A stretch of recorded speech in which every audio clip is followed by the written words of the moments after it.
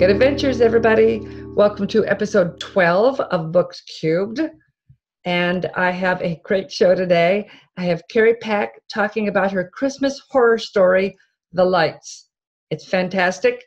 Before I get to that, I want to, let's see, I got to stop touching the computer because I'm making it wiggle. If you're watching this on video, sorry about that. I want to take a peek at comments from the last show, which was with Lori Drake talking about her book, Early Graves, the ballroom dancing werewolves. So Amy McKenna commented and said, great interview. I have a poster of Wonder Woman above my desk. I have the Wonder Woman doll on my kitchen little window there. So when I wash dishes, I'm looking at Wonder Woman. So I love Wonder Woman. And then on the podcast, over on the podcast version, CIZNKU said, Melissa, I love listening to your interviews. Hearing about indie authors and how their stories come to life is a great way to start my morning. Can't wait to hear about the Christmas horror story. And you are in luck because that's today's episode. Carrie Pack will be talking about her Christmas horror story in just a moment here.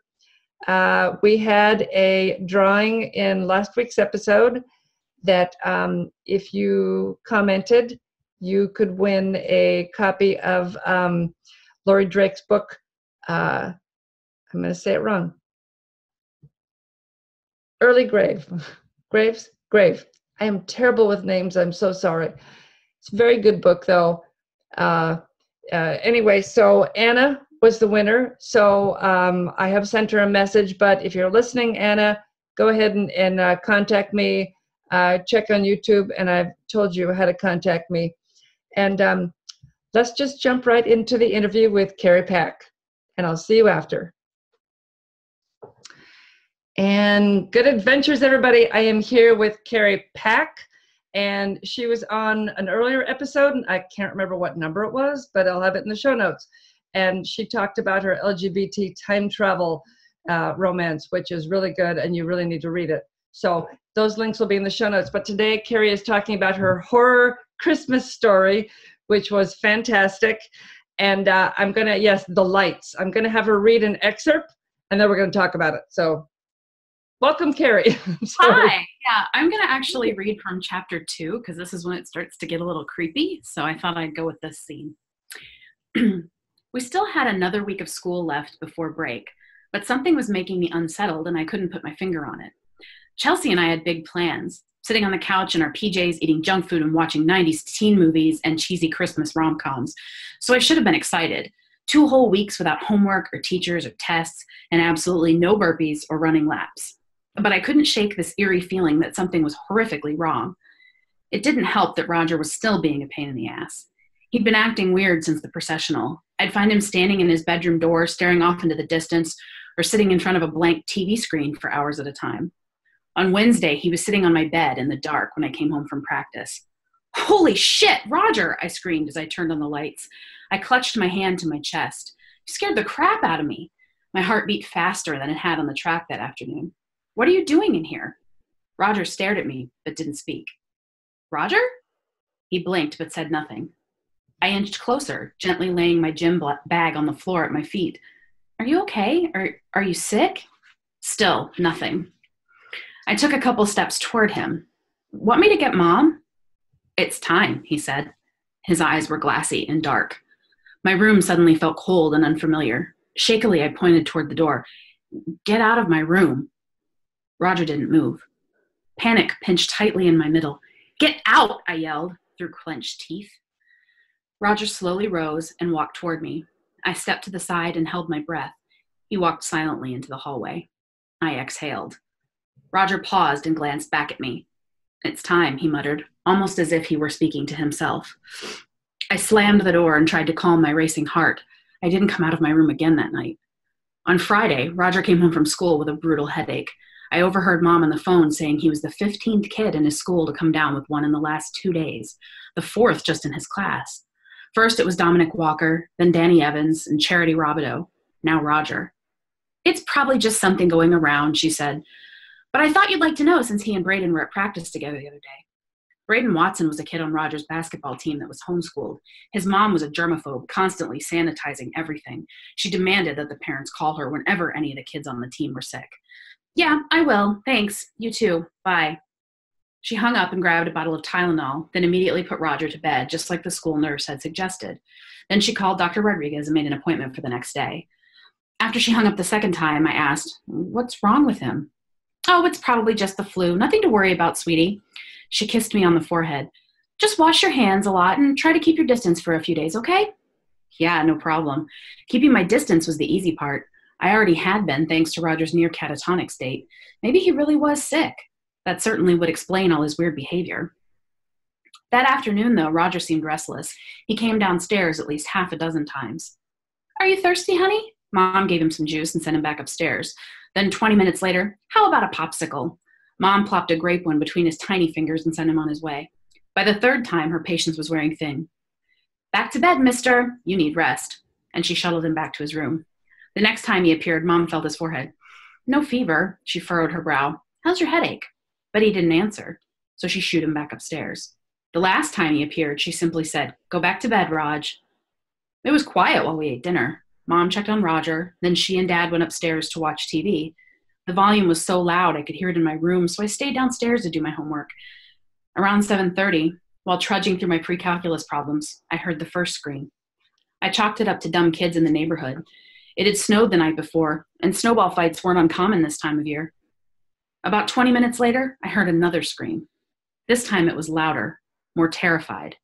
It was coming from next door. But the Van Adders had no kids. "Fucking assholes," I muttered. How could they bother Jim and Beverly? They were literally the nicest people in the neighborhood. I went to the patio door and flipped on the lights. Our backyard was awash in brightness, but I couldn't see much beyond the swing set Dad had built for me when I was Roger's age. I pressed myself up against the glass and squinted to try to see into the Van Adders' backyard. It was pitch black. That was odd. Usually they left their lights on until they went to bed around 11. As I watched, the screaming continued, but I was too paralyzed with fear to investigate. I pulled out my phone and began to dial 911, but I didn't hit send. I held my breath with my thumb over the button, waiting for a sign that told me it was okay to panic. And that's when I saw her. A little girl with two perfect dark braids framing her face stood as still as a statue in front of the swing set. I exhaled a shaky breath and waited for her to do something. As I studied the girl, I noticed her fuchsia dress and pale face were flecked with what looked like paint. Her gaze was fixed on the Van Adders' house, but she still hadn't moved. Her bare feet were covered in mud up to her ankles. She had to be freezing. I reached for the door to open it. Perhaps she had been the one screaming. And then I saw it. In her right hand, she gripped a large kitchen knife. That wasn't paint on her dress. Dun, dun, dun. That's great. So, I gotta say, I gotta ask, I guess, am I totally sick that I absolutely loved the first murder scene when they discover it and one of the bodies, the way it's found? I don't want to say it because I don't want to, I think it's the only one found indoors in that first murder scene. Mm-hmm.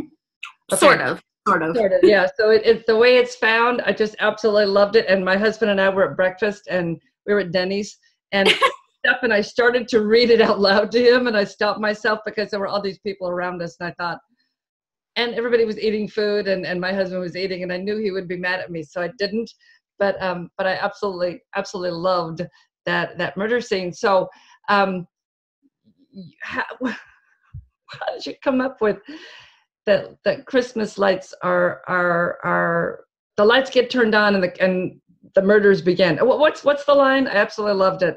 And then the murders began? Yeah, it says at first they were beautiful, then the killings began.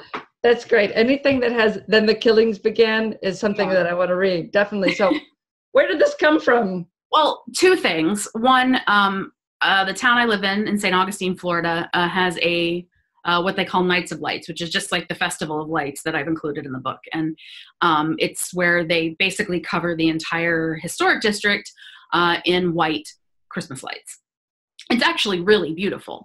But one of the things the last few years, and this hasn't happened for ours yet, they're still using the yellow white lights, not the blue, like the blue white LED lights. But I don't like LED lights. They hurt my eyes, especially the blue ones, like the real blue ones, like the cobalt blue. And so it kind of was like a mashup of that. Like, what if those Christmas lights were like possessing you? And that's why they hurt my eyes? I don't know. I have a sick mind. I watch a lot of true crime, and I'm obsessed with anything murdery or serial killery. So I think it probably came from that more than anything else, because the Nights of Lights here is lovely. It's absolutely lovely. And there are no murdery children. So I don't want like St. Augustine's like tourism board or something coming after me and being like, she said there were murdery kids. No murdery kids that I know of. Yeah. And it's funny because I was in St. Augustine for the lights being turned on.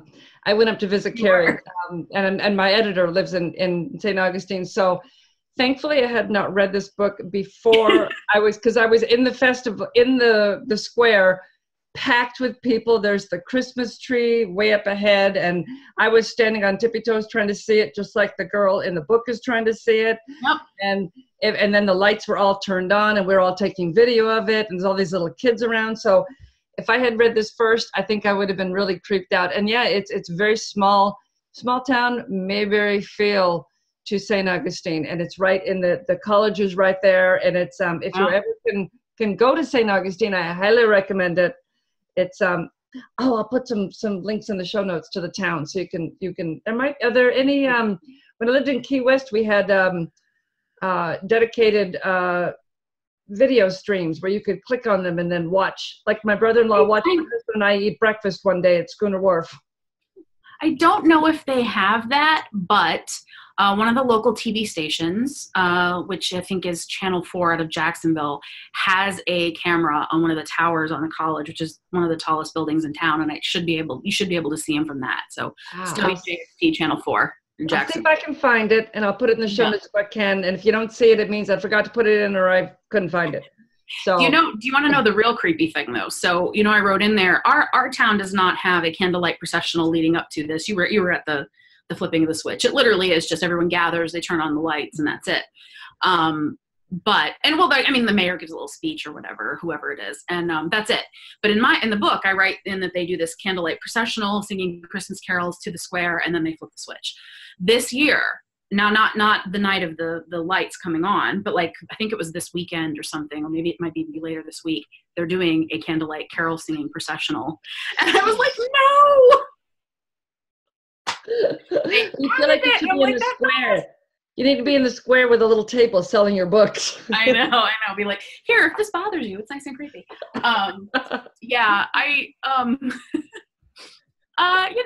I don't know that anyone would be into it. It's kind of a tough sell. People are like all about the Hallmark movies. So what I've been telling people is like, it's a nice palate cleanser for in between Hallmark movies. It's a short little read. It's a quick read. It's an inexpensive read. But, yeah, it is great. And I think it took me just a couple days. I've really gotten into reading on my Kindle. So I have my phone, I'm walking into walls because I'm just, everybody else is on Facebook, whatever, but I'm on my Kindle reading. Right. So I think I read it in like maybe 2 days, maybe, no.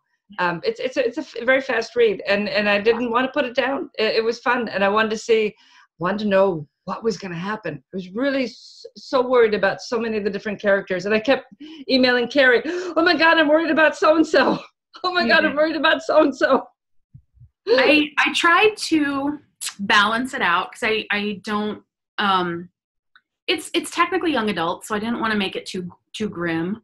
Although, there is a whole YA horror genre. So, but I definitely, kind of keep it, there's a couple of spots where you're not really quite sure, who's going out or not. And, and the ending was really good. Thank you. It leaves kind of some things open-ended. I don't really answer a lot of questions. If you're looking for answers as to why this town is creepy, you're probably not going to get full answers. But I answer enough to kind of make the wheels in your mind turn a little bit and wonder. Yeah, and and maybe leave it open a little bit for later stuff. yeah, and it's better not to have everything answered. Yeah, because how is a 16-year-old going to figure that out? Yeah. Yeah, and as a reader, I like some things left in the air, so that when I put the book down, I'm still thinking about the book and thinking, what about this and what about that, and we can go back to this and we can revisit that, and you know, there's so many things still going. And if everything is answered, I tend to not think about the book again. You know, my most favorite books are the ones that leave things hanging, not major things, but just enough things. So you admit, you know, you have left some things hanging. Do you think you'll revisit this theme? I'll never say never. I think I follow where the inspiration leads me always. And if I got inspired to tackle it again, you know, obviously since you've read it, the reasoning I give for why this is happening does leave it open to me being able to come back and revisit it. So yes, I get chills. Yeah, I like that. Yeah. And I didn't, again, I didn't want it to, enough is answered that I think, the reader and the kids in the novel are going to know not why it's happening, but what is happening and why it's happening the way it is. And so I think that's enough. And again, it's open-ended enough that it could come back.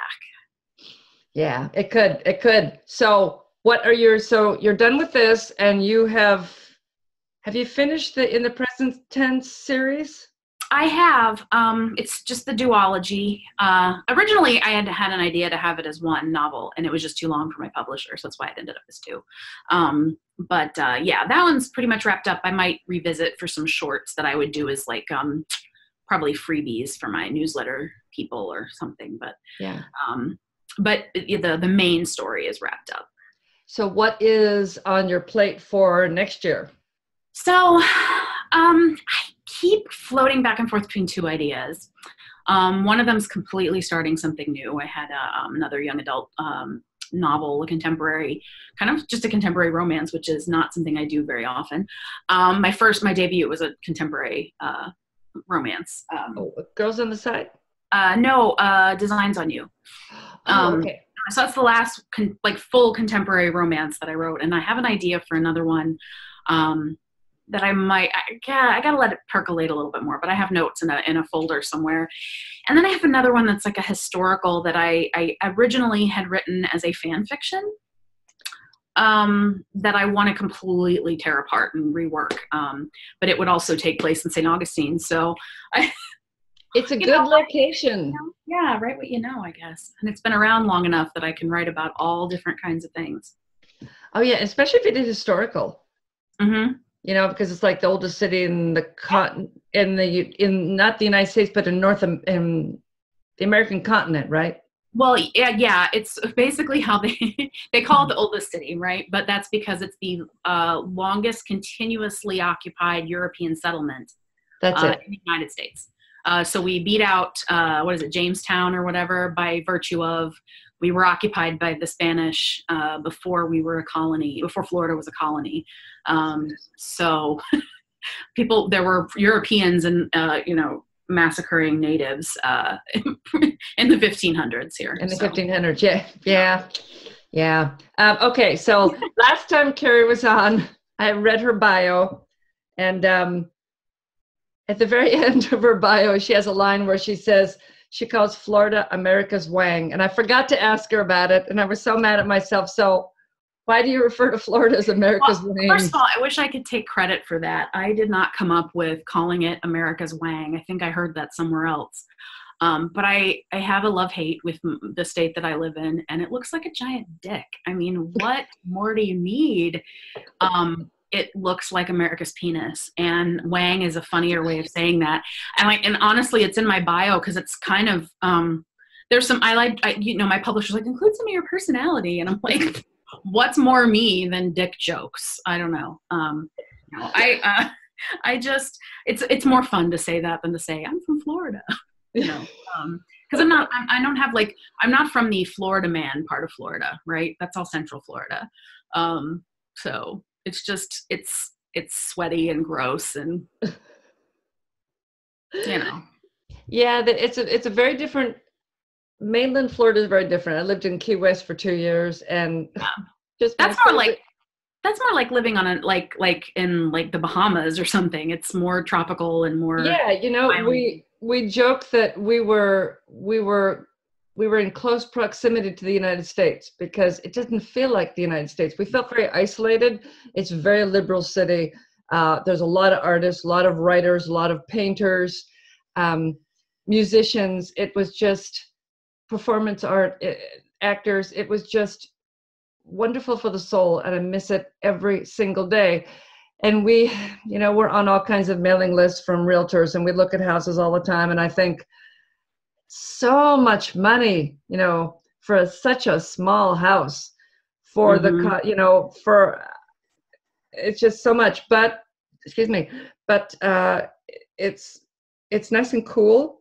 And we lived on Key Haven, which is one of the little islands. It's like a mile from Key West by the time you bike from the outer edge of the island in. So it's down the street from the entrance to Key West. But you've got the Gulf on one side and the Atlantic on the other.